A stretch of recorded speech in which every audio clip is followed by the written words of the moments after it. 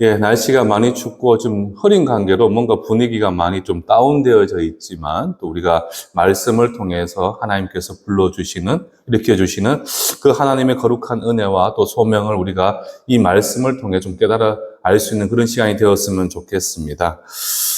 이제 보통 이제 11월 달쯤 되면 이제 이번 주나 그 전주로 해가지고 추수감사 전주로 해가지고 보통 이제 다른 큰 교회들은 이제 전도 축제를 많이 합니다. 전도 축제를 많이 하는데 우리는 아직까지 이제 내년부터는 저도 계획을 하는 게 이제 전도 축제를 통해서 우리도 이제 강사 목사님이나 강사분을 모시고 좀 뭔가가 행사를 한번 우리도 준비를 해야 되겠다. 우리가 너무 주일학교에만 집중을 했다 보니까 2년간 주일학교는 이제 무에서 유를 창조했는데 지금 어느 순간부터 이제 비록 이제 뭐 수가 조금 우리도 회복이 되었지만 아직까지는 우리가 좀 더 이 지역 가운데 복음을 전해야 되는 사명들이 있기 때문에 그 수고를 우리가 이제 좀 감당하기 위해서 우리도 내년쯤에는 이제 전도 축제로 한번 계획을 해서 우리가 한번 다들 기쁘고 즐거운 시간 한번 가져보려고 합니다. 이와 관련해서 이제 오늘은 제가 이제 원래 오늘부터 제가 이제 사무엘상의 말씀을 다시 한번 시작을 하려고 했는데 이제 오늘까지는 제가 이제 주제를 좀 가지고 오늘 말씀을 좀 전하려고 하고 오늘 우리가 이제 한번 살펴보게 될 그 말씀의 주제는 여러분들 전도와 선교에 대한 내용입니다. 전도와 선교에 대한 내용. 이제 최근에 이제 한국 트렌드를 이제 한국 교회의 트렌드를 살펴보게 되면 이제 부흥이라는 말이 조금씩 그 의미가 퇴색되어져 가고 있는 그러한 실정입니다. 그리고 이제 여러분들 잘 아시는지 모르겠지만 작은 중소형 교회들이 이제 코로나 이후에 어떻게 되느냐, 정말 존립 자체가 위협을 받고 있고 대신에 이제 대형 교회들 중심으로 이제 성도들의 이동이 이제 빈번하게 이루어지고 있죠.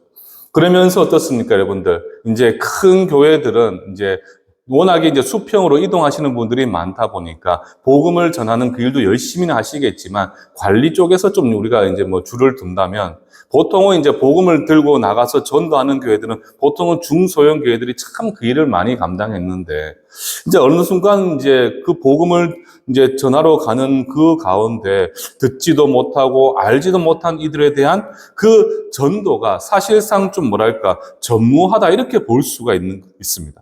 그다가 이제 교회의 본질과 그 목적은 뭡니까, 여러분들? 이제 구원에 이르는 복음, 바로 진리의 말씀을 통해서 예수를 증거하는 그 역할이 주되지만 오늘날 많은 사람들은 이 구원이라는 거시적인 목적보다는 좀 뭐랄까, 지금 당장 내가 위로를 받고 내가 힘을 얻는 그런 마음의 평안을 위해서 종교를 가지려고 하는 사람들이 너무나 많아지고 있죠. 여러분들 제가 지난번에도 말씀드렸지만 지금 현재 우리 한국 교회를 보게 되면 이제 교회를 나오시는 그 성도님들에게 설문조사를 했을 때 열의 7은 예수 그리스도에 대한 복음을 이야기하지만 열의 3은 뭐라고 이야기하느냐, 마음의 평안을 찾기 위해 교회를 나온다, 이렇게 이야기를 한다는 거예요. 그러니까 세상 사람들이 보았을 때 그들은 다 교회를 다니기 때문에 예수를 믿는다라고 생각을 하겠지만 그 중에서 열의 3은 뭐랍니까? 예수를 믿는 것이 아니라 단순히 마음의 평안과 심신의 위로를 찾기 위해서 교회를 나오고 있다, 이렇게 이야기를 한다는 거예요. 그러다 보니까 어느 순간부터 사람들은 복음과 예수 그리스도가 교회에 나오는 이유가 아니라 그저 마음의 평안, 그 마음의 평안을 찾기 위해 교회를 찾는 사람들이 점점 증가를 하고 있다는 겁니다. 자, 그리고 그런 상황에서 어떻습니까? 더는 이전과 달리 복음을 들고 세상을 향해서 나아가고 또 가르치고 하는 일들이 어느 순간부터 우리 안에서 조금씩 상실되어져 가고 있는 거죠. 제가 그냥 안타깝게 생각하는 것은, 저도 이제 큰 교회에서 사역을 했었기 때문에 정말 안타깝게 생각하는 것이 바로 무엇이냐 하면, 불신자들에게 복음을 전하는 일보다 기존 성도들의 수평 이동을 어떻게 보면 부흥이라고 이야기하는 모습들이 이제 어느 교회에서나 너무나 쉽게 찾아볼 수 있는 그러한 상황에 이르렀다는 거예요. 그런데 여러분들 기억하셔야 되는 것은요, 하나님이 저와 여러분들을 당신의 백성으로 삼으시고 자녀로 부르신 그 소명, 그 부르신 소명은 바로 무엇이냐? 바로 우리로 하여금 전파하는 자로 세우셨음을 여러분들이 기억하셔야 됩니다. 이해되시겠습니까, 여러분들? 바로 하나님께서 여러분들을 자녀로 택하시고 우리에게 믿음을 주셔서 예수 그리스도를 영접함을 통해 하나님의 백성 삼아주신 그 목적, 우리를 부르신 그 소명의 첫 번째 이유는 바로 무엇인가? 바로 저와 여러분들을 전파하는 자로 세우시기 위하여 우리를 부르셨다라는 사실입니다. 그런데 무엇을 전파하는 자라 보았더니 바로 예수 그리스도의 십자가의 복음. 그러니까 나로 의롭게 만들고 영원한 생명을 약속하신 그 복음을 전하는 일에 하나님은 저와 여러분들을 부르셨다라는 거예요. 그래서 이제 오늘 우리가 한번 살펴보게 되는 본문의 말씀이죠. 로마서 10장 14절 우리가 함께 읽었지만 그 14절을 보시게 되면 뭐라고 이야기합니까? 그런즉 그들이 믿지 아니하는 자를 어찌 부르리요? 듣지도 못한 이를 어찌 믿으리요?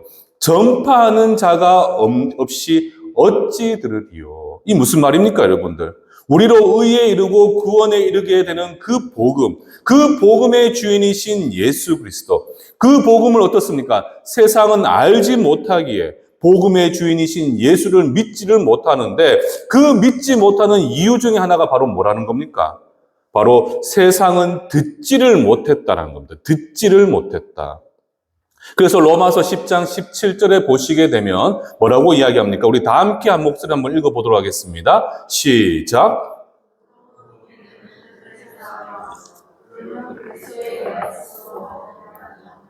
아멘. 그러니까 우리가 10장 14절을 보시게 되면 세상에 왜 하나님을 믿지 못하는가 보았더니 그들은 듣지를 못했다는 겁니다. 듣지를 못했는데. 그런데 17절에 사도 바로 뭐라고 이야기합니까? 우리에게 믿음은 들음에서 나는데 그 들음은 바로 뭐라고 이야기하고 있죠? 그리스도의 말씀으로 말미암는다라는 거예요. 그러니까 우리가 하나님을 예수를 나의 구주로 믿고 그분을 나의 구주로 영접하기 위해서는 우리는 들어야 됩니다. 무엇을? 하나님의 진리의 복음을 들어야 되는데 세상은 그 복음을 듣지를 못했기 때문에 그들은 하나님을 믿지를 못한다는 사실이죠. 그러나 여러분들 우리에게 주어진 소명에 따라서 그 예수를 듣지 못한 세상을 향해서 우리가 온전히 하나님의 말씀을 선포할 때 세상은 어떤 일이 일어나겠습니까? 바로 세상이 복음 앞에 나오게 되고 그래서 거룩한 몸된 교회에 나와서 거룩한 예배에 참여하게 되는 놀라운 일들이 일어나게 되는데 그것이 바로 무엇이라는 거죠? 그게 바로 부흥이라는 겁니다. 부흥. 그러니까 단순히 믿는 사람들끼리 다른 교회를 찾아가서 그 교회의 수가 늘어나며 그게 성장하는 것이 부흥이 아니라 듣지를 못해서 믿지를 못하는 저 세상을 향해 정말 하나님의 거룩한 백성들이 복음을 들고 나아가서 진리의 말씀을 그들에게 선포하게 되었고 그들이 그 말씀을 들음을 통해서 성령의 역사를 통해서 그들이 거룩한 예배에 참여하게 되고 하나님의 영광을 맛보게 되는 그것이 바로 무엇이냐? 진정한 부흥이 된다는 사실이죠. 그래서 초대교회 당시에 위대한 교부였던 어거스틴, 그 어거스틴은 전도에 관해서 뭐라고 이야기를 했느냐? 온 땅 위를 달려가라. 그리고 모든 민족에게 알려지게 하라. 그리스도께서 영광을 받으신 곳에서 여러분들도 영광을 받게 될 것이다. 이렇게 우리에게 이야기를 하고 있습니다. 그러니까 여러분들 기억하셔야 돼요. 이 땅을 살아가면서 우리에게 하나님의 거룩한 자녀로 부르심을 받은 여러분들에게 있어서 진정한 영광은 바로 무엇이냐? 우리 하나님이 영광 받으시는 것이 바로 그분의 백성의 영광이 된다는 사실입니다. 바로 복음이 이곳에서 저 끝까지 전해지게 되고 주의 이름이 높임을 받고 영광을 받는 것. 그 일을 위해 나의 모든 에너지를 쏟아서 복음을 전하는 일에 우리가 나아가게 될 때 우리는 주님이 영광 받으시는 만큼 주님께서 우리를 어떻게 하신다는 겁니까? 바로 영광스럽게 높여주시게 된다라고 지금 성경은 우리에게 말씀을 하고 있죠. 저는 이제 아무래도 교회사를 전공했다 보니까 특별히 우리가 이제 한국 교회사를 보게 되면 이거는 진짜 눈물 없이는 볼 수가 없어요, 볼 수가. 과거 구한 말에 보시게 되면 이 땅에 이제 복음이 들어왔을 때 이제 선교사님들 앞에는 어떻겠습니까? 상상도 못할 만큼 이제 한국 사회는 어땠습니까? 모든 면에서 엉망이었어요, 엉망. 여러분들 잘 모르시겠지만 그 당시 조선 시대가, 조선 사회가 전 세계에서 가장 가난한 나라, 그 사회 시스템이 바로 조선이었습니다, 조선. 그러니까 우리 조상들은 먹고 살 수 있는 그런 환경이 아니었어요.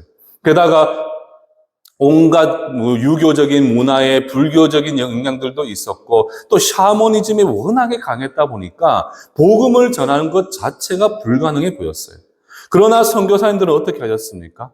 그들은 자신의 목숨을 조금도 아끼지 아니하면서 자신의 모든 것을 다 쏟아내면서 한 영혼을 살리기 위해서 어떻게 하셨습니까? 그들은 예수를 전했고 그 결과 지금 저와 여러분들이 이 평안한 자리에서 온전한 예배의 자리에 설 수가 있게 되었다는 거예요.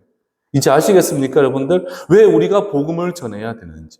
바로 여러분들이 전한 그 복음을 통해서 한 영혼이 죽게 돌아오게 되고 그렇게 그 영혼이 새 생명을 얻게 될 때 결국은 이를 통해 주님의 뜻이 이루어지게 되고 주님이 세상 가운데 영광을 받으시게 되는 겁니다. 그리고 그 영광이 오롯이 누구의 영광이 되겠습니까? 바로 그 일을 위해 온 마음과 전심을 다해 수고하고 노력한 저와 여러분들의 영광이 된다는 사실이에요. 자, 여기까지가 이제 하나님께서 여러분들을 당신의 자녀로 부르신 소명이라면 이제 당신의 우리의 소명과 결이 조금 다르겠지만 이제 성도로서 마땅한 의무이자 사명으로서 우리가 가지는 것은 바로 무엇인가라고 보았을 때 이 역시도 바로 우리의 사명과 의무는 바로 무엇이겠습니까? 바로 복음을 전하는 전도의 사명을 가지고 있습니다. 무슨 말이냐 하면 에스겔서 3장 18절을 보시게 되면 우리 에스겔서 3장 18절 말씀 이것도 우리 함께 한번 읽어보도록 하겠습니다. 시작!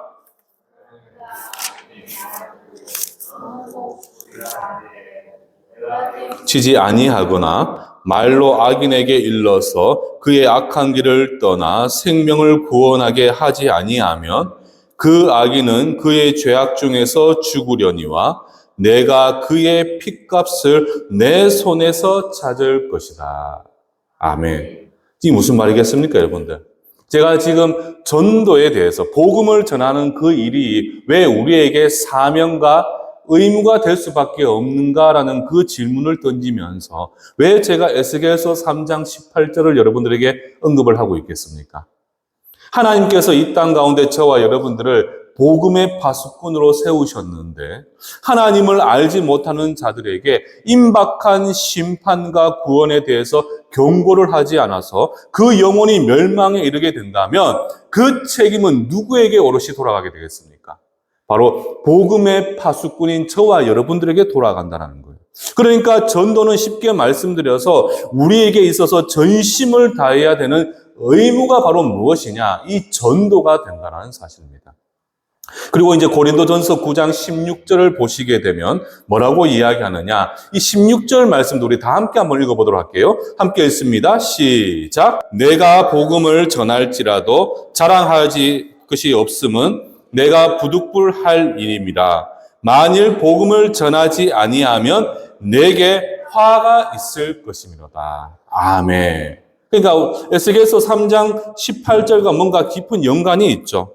우리가 복음의 파수꾼으로 세움을 받았는데 임박한 심판을 가진 그 영혼들에게 우리가 하나님의 말씀을 통해서 그들이 구원의 길에 서지 못하게 되면 그 책임은 결국 우리에게 오롯이 주어진다고 말씀을 드렸습니다. 또한 이 고린도전서 9장 16절을 통해서 사도 바울은 우리에게 뭐라고 이야기를 합니까? 우리로 주신 귀한 사명이고 우리가 마땅히 해야 되는 의무이기 때문에 만약에 그 일에 대해서 우리가 소홀히 하게 된다면 이것은 결국 무엇이겠습니까?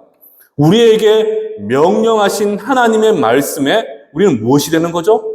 불순종이 되는 겁니다. 불순종. 그리고 그분을 경외하거나 두려워하지 않는 죄가 되는 거죠. 그래서 앞서 말씀드렸듯이 과거 조선 땅에 오셔서 복음을 위해 목숨을 바치셨던 수많은 선교사님들께서 항상 그분들의 각오를 물으면 그분들은 뭐라고 이야기를 했느냐? 특별히 이제 26세의 젊은 나이에 병에 걸려서 일찍 순교하셨던 분 중에 루비 캔드릭 선교사님이 계십니다. 여러분도 아마 잘 아실 거예요. 그분의 편지는 워낙에 유명하기 때문에. 근데 루비 캔드릭 선교사님이 자신이 죽기 전날에 어머니에게 보낸 편지에 뭐라고 기록했냐 하면 어머니, 만약 나에게 1000개의 목숨이 있다면 나는 그 목숨 모두를 조선 땅을 위해서 바치겠습니다. 이렇게 고백을 하고 있다는 거예요. 이게 무슨 뜻이겠습니까, 여러분들? 자신들의 결단과 각오를 밝히고 있는 거잖아요. 비록 나에게 어떻게 목숨이 있어, 그 목숨 자체를 나는 하나님의 한 영혼을 살리기 위하여 복음을 전하는 그 일에 나는 오롯이 바치겠습니다라는 그런 믿음의 결단이 있다는 거예요. 그리고 그런 분들의 결단과 수고와 그분이 흘리신 피와 눈물과 기도를 통해서 지금 한국교회가 이렇게 성장할 수가 있었고, 그분들의 그 기도를 덕분에 우리는 어떤 일이 있습니까? 지금 이렇게 편안하게 앉아서 예배를 드릴 수가 있다는 거죠. 이게 얼마나 큰 은혜고 큰 축복입니까, 여러분들? 저는 여러분들이 이 대한민국에서 태어난 것도 우리가 복이라고 생각하셔야 돼요. 우리가 이 땅을 살아가다 보면 참 힘든 일이 많잖아요. 지금도 당장 우리가 피부에 와닿는 어려운 일들을 어려운 일들이 많고, 그것을 고민하다 보면 정말 하루가 시간이 부족해요. 그리고 내 힘으로 감당치 못하는 수많은 삶의 문제 앞에 직면했을 때 우리는 낙심하고 좌절할 수밖에 없잖아요. 그런데도 우리가 감사해야 되는 것은 바로 무엇이냐? 여러분들이 대한민국의 국민으로 태어나서 이 자유민주주의 체제 안에서 얼마나 자유롭게 우리가 예배를 드리고 복음을 받아들이고 그렇게 믿음 생활을 할 수가 있습니까? 그리고 그 가운데서 하나님의 거룩한 섭리 가운데 당신의 백성을 태초부터 우리를 택해 주셔서 복음을 통해 예수를 나의 구주로 하게 하심을 통해서 우리가 하나님의 백성 삼아 주셨다는 그 사실만 기억하더라도, 우리는 비록 세상의 수많은 일들을 앞두고 있지만 우리는 그 하나님의 은혜 하나만으로도 모든 것에 감사를 고백할 수가 있잖아요. 근데 그 일을 위해서 우리 선교사님들은 100년 전에 이 땅에 오셔서 이 척박한 땅에 복음의 씨앗을 뿌리기 위하여 자신의 목숨을 조금 더 아끼지 아니할 만큼 그 수고와 노력의 산실이 바로 무엇이냐? 지금의 저와 여러분들이 된다는 사실입니다. 저는 여러분들이 그런 수고와 노력을 좀 기억을 하셨으면 좋겠어요. 우리에게 마땅히 주어진 바 부르신 소명과 함께 그 소명을 통해서 하나님의 거룩한 자녀가 된 우리에게 주어진 사명이 무엇인가라고 생각했을 때, 우리가 세상 가운데서 열심히 잘 사는 것도 중요하고 내 개인의 믿음을 지켜나가는 것도 중요하지만, 정말 하나님의 말씀을 듣지도 알지도 못해가지고 예수를 믿지 못하는 그들에게 우리가 해야 될 일은 다른 게 아닙니다. 바로 땅끝까지 복음을 들고 나아가라고 말씀하셨던 사도행전 1장 8절에 하나님께서 주신 그 지상 명령을 우리의 삶 가운데 온전히 증거하며 나타내 보이는 것. 그것이 지금 우리에게 필요한 신앙의 모습이 되어야 되지 않겠습니까, 여러분? 제가 이제 이 석적 지역에 이제 온 지 한 2년 반이 되었어요, 2년 반. 저도 이제 시간이 조금 흘렀더라고요. 2년 반이 되었는데, 제가 아직까지도 이 지역이 조금 이해가 안 되는 부분들이 좀 있어요. 적응이 안 되는 부분이라고 해야 되나? 그게 바로 뭐냐 하면, 제가 이제 큰 도시에서만 사역을 하다가 여기를 왔잖아요. 근데 우리 지역을 보면, 그냥 외형적으로는 이제 어떤 보면 도심 외곽 같아요, 도심 외곽. 그런데 정서가 아직까지는 시골 정서를 좀 많이 가지고 있어요. 그러다 보니까, 제가 이해가 안 되는 것은 이곳에, 이 큰 지역에, 이 지역이 웬만한 그 소멸 지역보다는 큰 군보다도 수가 많거든요. 그런데 이 지역에 교회가 그리 많지 않다라는 것과, 그리고 수적인 성장이 더디다는 점입니다. 좀 조심스러운 이야기겠지만, 제가 초창기 여기에 이제 부임을 해서 제가 막 전도지를 들고 막 가게마다 돌아다니면서 막 복음을 전하겠다고 했는데, 근데 제가 복음을 전하려고 하면 많은 사람들이 냉소적인 그러한 모습을 보이기도 하고, 또 복음을 전하러 나가자고 하면 많은 분들이 이것은 이제 노력을 해도 안 돼요. 이것은 복음을 아무리 전하려고 해도 안 돼요. 이런 대답이 제게 돌아왔어요. 그러면서 이제 그도 그럴 것이 한번 보시면 이 지역이 어떤 지역입니까? 주거 지역으로 형성이 되어져 있지만 이제 구미 공간을 끼고 있는 곳이기 때문에 젊은 층들이 많잖아요, 젊은 층들. 그런데 그 젊은 층들은 오늘날 경제가 워낙에 좋지 않다 보니까 이제 정착하기가 힘들어지게 되고, 직장이 안정되지 못하다 보니까 조금만 훈련시켜버리면 떠나버리게 되고, 전도에서 온 가정들은 또 떠나버리게 되는 그런 일들이 계속해서 일어난다는 거죠.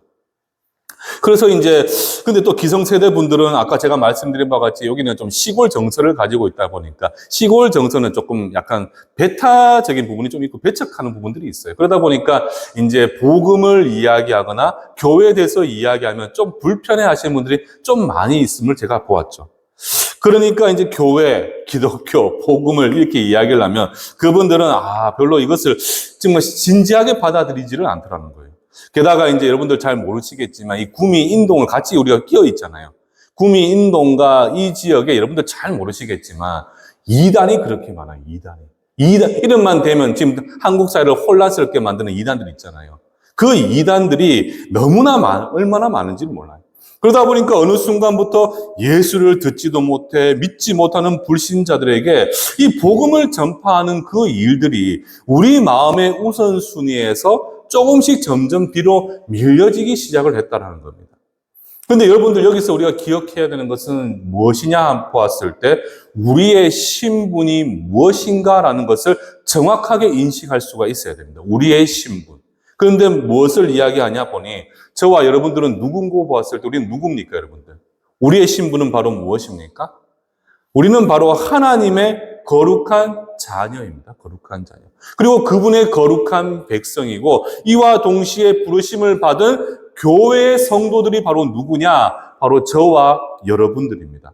따라서 우리에게 주어진 일은 다른 게 아니죠. 우리의 생명이 다하는 그날까지 비록 몸은 우리가 세상에 의탁하고 있지만 우리에게는 누구에게도 없는 영원한 생명과 영적인 신분 그리고 삶의 목적이 저와 여러분들에게 주어져 있어요. 그 사실을 어떻게 보면 가장 선명하게 고백한 구절이 바로 무엇인고라고 보았을 때 바로 사도 바울의 고백이죠. 사도행전 20장 24절을 보시게 되면 이렇게 고백을 하고 있습니다. 제가 한번 읽어드리겠습니다. 내가 달려갈 길과 주 예수께 받은 사명 곧 하나님의 은혜의 복음을 전하는 일에는 이를 마치려 하면은 나의 생명조차 조금도 귀한 것으로 여기지 아니하노라. 자막 넘겨주셨습니다. 내가 달려갈 길과 주 예수께 받은 사명 곧 하나님의 은혜의 복음을 전하는 일을 마치려 하면은 뭐라고 고백하고 있죠? 나의 생명조차 조금도 귀한 것으로 여기지 아니하노라. 정말 저는 여러분들이 이 사도행전 20장 24절 말씀은 좀 외우셨으면 좋겠어요. 이 얼마나 귀한 은혜의 고백, 믿음의 고백입니까, 여러분들? 내가 달려갈 길, 내가 달려가야 될 그 길과 정말 주 예수께 받은 사명. 사명이라는 것은 마땅히 목숨을 걸고 해야 되는데 그게 바로 뭐라는 겁니까? 바로 하나님의 은혜의 복음을 전하는 일인데 그 일을 마치려 하면은 내 목숨조차 조금도 귀한 것으로 여기지 아니하겠다. 이건 정말 대단한 믿음의 결단과 고백이죠. 바로 나를 죽음에서 구원하신 그 은혜의 복음을 증언하는 일인데 그 일을 행함에 있어서 우리는 어떤 믿음의 자세와 의지를 가져야 된다고 말씀하고 있습니까? 내 목숨 조금도 귀한 것으로 아끼지 아니하겠노라. 제가 왜 이 말씀을 참 좋게 생각하냐 하면 제가 이제 신대원에 들어가게 될 때 저는 이제 좀 늦은 나이에 이제 신대원에 들어가게 되었어요. 그러니까 이제 젊고 또 이미 신학을 공부하신 분들 학부에서 많은 사람들이 있는데 저는 그 사이에 끼어가지고 이건 내가 해야 될 일이 맞나. 저는 제 소명에 대해서 조금 의심을 갖게 되었어요. 의심을 갖게 되면서 그만둘까? 제가 이제 들어간 지 한 달도 안 돼가 진짜 제 마음속에 나 같은 사람이 어떻게 이 목회의 길을 갈 수 있을까? 부르심을 받은 종이 내가 맞나? 물론 기도하면서 하나님께서 저를 부르셨기 때문에 제가 가기는 했지만 정말 대단한 우리 전도사님들 사이에 제가 다 끼어 있으니까 저는 그걸 모르겠더라고요, 제가 복음, 소명에 대해서 다시 한번 의심을 갖게 되었어요. 그런데 이제 저희가 이제 수요일마다 체프를 하게 되는데 이제 수업을 다 마치고 저녁 식사를 마치고 이제 수요일날 다 같이 모여 체프를 드리는데 그때 이제 한 교수님이 이제 설교를 하게 됐어요. 설교를 하시게 되는데 그때 그분이 하셨던 설교의 본문의 내용이 바로 이 사도행전 20장 24절의 말씀을 가지고 이제 여러분들이 이제 주의 종의 길에 들어섰지 않습니까? 여러분들이 걸어가야 될 길, 여러분들이 해야 될 일이 바로 무엇인가를 가르쳐 주겠노라 하면서 저희들에게 가르쳐 줬던 말씀이 바로 이 사도행전 20장 24절 사도 바울의 마지막 믿음의 고백이었죠. 사도 바울이 왜 그렇게까지 복음을 전하는 일에 최선을 다했는가? 자신의 목숨을 조금 더 아끼지 아니했던 그 이유가 바로 무엇인고 보았더니 그것은 마땅히 내가 달려가는 길이고 그리고 하나님께서 나에게 맡기신 거룩하고 귀한 사명이라는 거죠. 여러분들 얼마나 이게 사명이라는 단어가 중요한지 아십니까? 이 사명이라는 것은 자격 있는 자들에게만 주어지는 귀한 단어입니다. 자격 있는 자들에게. 그러니까 그 자격은 누군고 보았더니 하나님께서 당신의 핏값으로 사신 그 자녀들에게만 주어진 그 귀한 사명.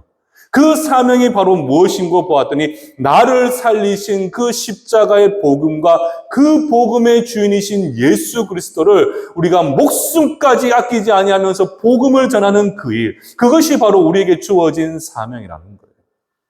그 말씀을 딱 하시는데 그때 저에게 성령님이 강하게 역사하셔가지고 네가 스스로는 보잘것없다고 생각을 하겠지만 네가 전하는 그 복음의 메시지 한마디가 누군가에게나 한 영혼을 살릴 수 있는 진리의 말씀이 되고 그렇게 한 영혼이 죽게 돌아오게 되었을 때 그것을 통해 하나님은 영광 받으시게 된다라고 저에게 그렇게 감동의 말씀을 주시는데 그때 제가 이제 깨닫게 알게 되었죠. 그래, 맞네. 비록 나는 보잘것없고 부족하고 세상 사람들 보기에는 내세울 것 하나 없는 연약한 존재지만 그러나 하나님은 그런 나를 살리시기 위하여 스스로 십자가에 못 박혀 죽기까지 사랑해 주셨고 그 보혈을 흘려주셨는데 그렇게 나를 살려주신 예수님께서 나에게 주신 그 사명이라는 것은 오롯이 단 하나, 바로 그 은혜의 복음을 알지도 못하고 듣지도 못해서 믿지 못하는 저 세상을 향해 담대히 전할 수 있는 것. 그렇게 복음을 전하게 될 때 그 일을 통해 누가 영광 받으신다고 말씀하셨죠? 하나님께서 영광을 받으시고 그 영광은 오롯이 하나님의 사명을 받은 저와 여러분들의 영광이 된다는 사실이에요. 저는 그때 그 사실을 깨닫고 나서는 제가 이제 저도 태도가 바뀌게 되었죠. 그래. 비록 내가 보잘것없는 존재이고 내가 능력은 없지만 그래도 한 영혼을 살리기 위해 내가 노력을 해보자. 나를 통해서 받으실 영광 하나님께서 바라보고 소망하고 계시는데 한 영혼을 살리기 위해서 내가 복음을 전하자. 여러분들 기억하셔야 돼요. 우리의 영혼은 영원히 죽을 수밖에 없습니다. 우리는 죄로 인하여 영원히 죽을 수밖에 없는 존재이지만 그 죽음에서 생명으로 인도하신 분이 바로 예수 그리스도입니다. 그 예수 그리스도의 십자가의 복음은 죽음에서 생명으로 이르게 되는 창조의 권세와 능력이 있습니다. 그런데 그것을 통해서 구원을 받기 위해서는 그 은혜의 복음을 통해 내가 예수를 믿어야 되는 거잖아요. 그렇기 위해서 여러분들이 하셔야 되는 것은 다른 게 아닙니다.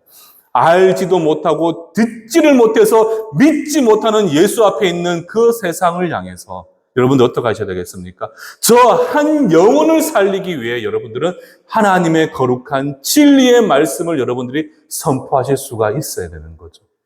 이게 바로 여러분들을 당신의 자녀로 삼으신 목적과 이유가 되고 또 그 거룩한 성도들이 마땅히 행해야 되는 사명이 된다는 사실입니다.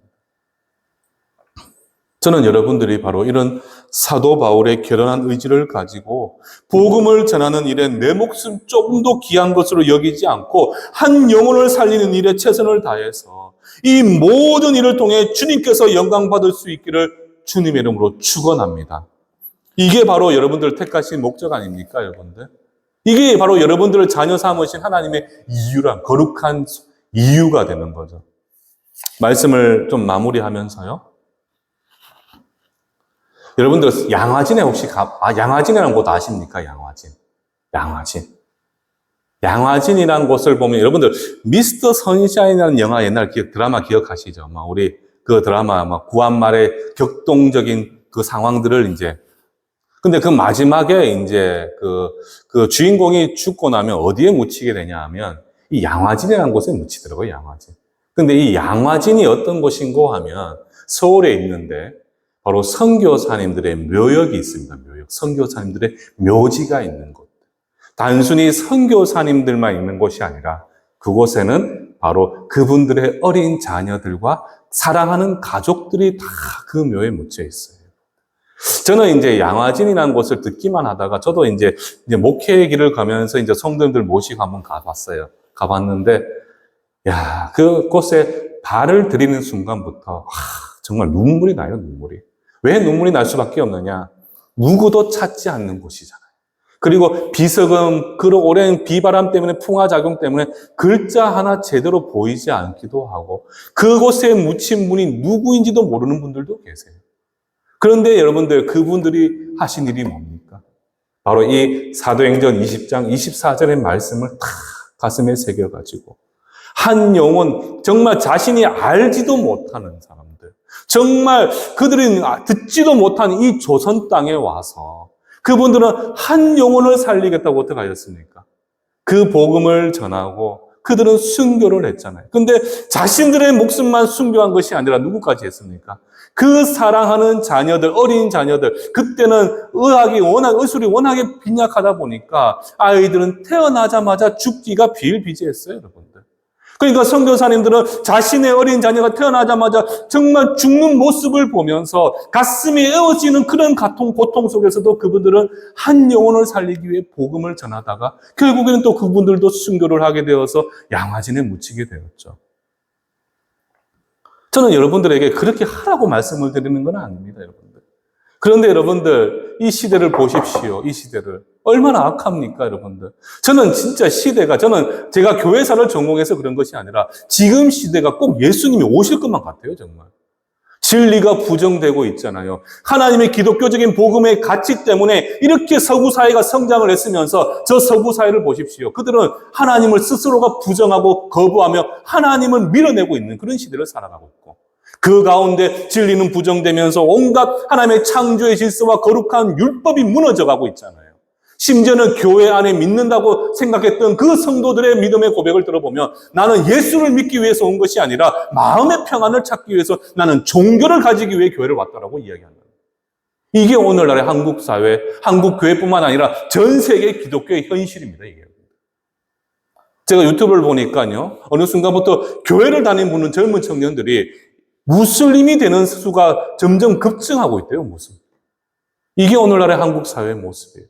정말 우리 선교사님들이 정말 사랑하는 그 가족들을 다 잃어가면서까지 자신의 목숨을 버리면서까지 나에게 1000개의 목숨이 있다면 이 조선 땅을 위해 버리겠습니다라고 고백했던 그들의 수고와 헌신을 통해서 이렇게 아름다운 한국교회가 세워지고 그 믿음의 산실이 바로 저와 여러분들인데, 여러분들, 그들의 모습을 통해서 우리는 무엇을 배워야 되겠습니까? 나 하나 잘 믿어서 천국 가면 되지, 이게 끝입니까, 여러분들? 아니잖아요. 왜 예수님께서 우리를 위해 십자가에 못 박혀 죽으셨습니까? 왜 피를 흘리셨습니까?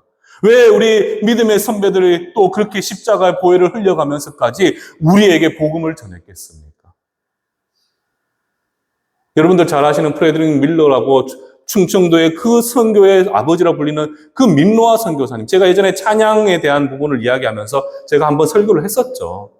그 민노아 선교사님이 어떻습니까? 정말 자신의 두 아들이 죽고 조선 땅에서 사랑하는 자신의 아내마저도 그 둘째 아들이 죽고 나서 1년 후에 또 순교를 하셨잖아요. 소천하셨잖아요. 그 슬픔에 빠진 분들에게 자신이 기껏 복음을 전했던 수많은 조선 백성들이 나와가지고 빈정대면서 그분들에게 조롱했어요, 그분을. 이렇게까지 하면서 당신이 왜 예수를 전합니까? 그냥 당신 고국에 가세요. 왜 이렇게까지 하세요? 이렇게 오히려 복음을 들었던 그 사람들이 정말 조롱하면서 멸시를 했어요. 그런데 그 선교사님은 그 한 영혼을 살리기 위해 어떻게 하십니까? 바로 찬송가 여러분들 잘 아시는 96장의 말씀이죠. 예수님은 누구신가? 예수님은 누구신가? 그 찬양 가사를 지어서 뭐라고 합니까? 왜 예수를 전할 수밖에 없는지, 내가 이런 고통과 절망과 좌절과 낙심 가운데서도 내가 오롯이 해야 될 일은 바로 예수의 거룩한 십자가 복음을 전하는 그 일이 왜 나에게 사명이 될 수밖에 없는지를 그분은 그 찬양 가사를 통해서 우리에게 가르쳐 주셨잖아요. 예수님은 누구십니까, 여러분들? 예수님은 누구십니까? 우리에게 있어서 유일한 소망이 되시고 나에게 영원한 생명이 되시고 그분을 통해서만 우리는 참 구원을 누릴 수가 있기 때문에 여러분들 그 복음을 누구에게 전해야 되겠습니까? 먼저는 사랑하는 내 가족 중에 예수를 알지 못하는 자들에게 예수의 복음을 통해서 그들이 구원받도록 우리가 그 길을 열어줘야 되고, 더 나아가서 사랑하는 지인들과 우리 주위의 사람들이 하나님을 알지 못하기 때문에 영원한 지옥 구렁텅이에 빠질 수밖에 없는 그 영혼을 살리기 위해서 우리는 예수의 복음을 전할 수밖에 없다는 사실이에요. 그게 여러분들에게 주어진 소명이고 사명인 겁니다. 수평이동을 바라보면서 그것이 부흥이라고 이야기하면 안 돼요, 여러분들. 제가 이것 때문에 이 말씀을 준비하면서 회개를 진짜 많이 했습니다. 우리 교회가 재정이 빈약하고 점점 수가 성장했다가 또 줄어드는 입장이잖아요. 시골의 작은 교회들은 존립을 걱정할 수밖에 없어요, 여러분들. 여러분들 잘 모르시겠지만 제가 예배 드릴 때마다 사람 수를 눈으로 다 세려요. 점점 빠져드는 숫자를 볼 때마다 저도 정말 속이 막 타들어가요, 여러분들. 어느 순간부터 제가 하나님께서 저에게 맡기신 귀한 사명을 생각하기보다는 우리 교회를 어떻게 유지하고 세워나갈까에 대해서만 고민하고 있었고, 그 가운데 제가 고민했던 것이 일할 수 있는 일꾼이라고 고백을 했던 게 결국 뭐냐 하면 수평이동을 제가 생각하고 있었던 거죠. 제가 이 말씀 준비하면서 진짜 반성을 많이 했습니다, 여러분들. 왜 하나님께서 나를 이 칠곡 충성교회에 보내셨을까? 좀 거기서부터 제가 그 질문에 대한 답을 찾기 시작했어요.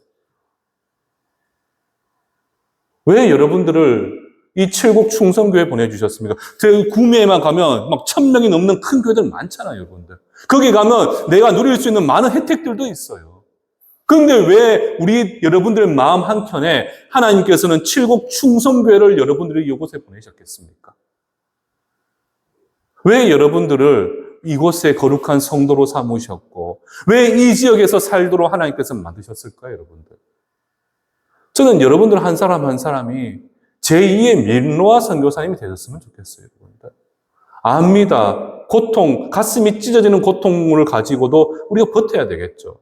그러나 여러분들의 한 영혼을 살리겠다는 그 수고와 노력과 눈물이 하나님께는 영광이 되는 것이고, 우리가 마지막 날 주님 앞에 나아가게 되었을 때 우리의 가슴에 붙게 되는 십자가의 훈장이 되는 거예요. 십자가의 훈장이 되는 거. 이 짧은 인생, 100년도 못 사는 인생을 바라보지 마시고 정말 하늘에서 누리게 될 그 찬란한 영광을 기억하셔야 돼요, 여러분들. 더 나아가서 하나님께서는 어떤 분이십니까? 우리로 그 일을 감당할 수 있도록 우리의 모든 것을 채우시며 우리의 길을 인도하시는 분이 바로 누구시냐? 우리의 예수 그리스도가 되신다는 사실입니다. 저는 여러분들이 바로 이 제2의 민노아 선교사님이 되었으면 좋겠습니다. 그 수고와 헌신 뒤에 따르는 하나님이 예비하신 놀라운 축복들을 기억하시면서 저는 정말 이제 내년에 여기 이제 좀 소망을 가지셨으면 좋겠어요. 내년에 우리 많이 이 자리 비어져 있잖아요. 우리 교회 얼마나 예쁘고 좋습니까, 여러분들? 그런데 이 비어져 있는 자리에 우리가 한 영혼을 복음을 전해서 데려오게 되면 그 영혼들은 예수를 바라보며 소망을 꿈꾸게 되고 우리 충성교회는 진짜 부흥의 은혜를 누릴 수가 있게 되는 거죠. 그 일을 위해서 거룩한 종으로서, 거룩한 백성으로서 또 소명을 갖고 온전히 그 소명과 사명을 감당할 수 있는, 그래서 마지막에 주님 앞에 나아갔을 때 참 잘했다, 수고했다, 사랑하는 내 종아, 사랑하는 내 아들 딸아, 이렇게 하나님의 그 축복 어린 고백을 들으실 수 있는 겨우 복된 우리 충성교회 성도님들 되시기를 주님의 이름으로 축원합니다.